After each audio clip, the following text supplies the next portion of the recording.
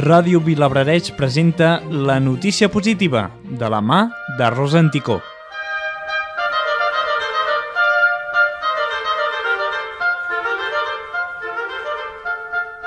Ja tenim mozzarella de llet de búfala 100% feta a l'Alt Empordà.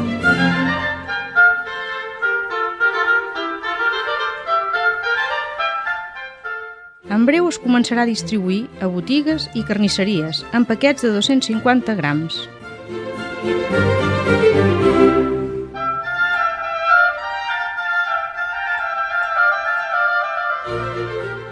Lluís Mont, un ramader de Palau-saverdera, després d'alguns viatges fets a Itàlia i de sospesar l'actual crisi del sector, pensà que a casa nostra també es podria implantar aquest tipus de ramaderia.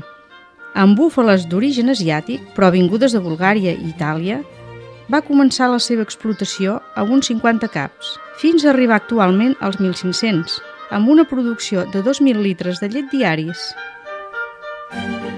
Juntament amb els seus fills, Lluís i Pol, a les seves finques compta amb una quinzena de treballadors que tenen cura de les búfales i elaboren la mozzarella de manera totalment artesanal. Catalunya és un bon consumidor de mozzarella i actualment tota és d'importació. D'ara endavant podem comptar amb una producció totalment catalana.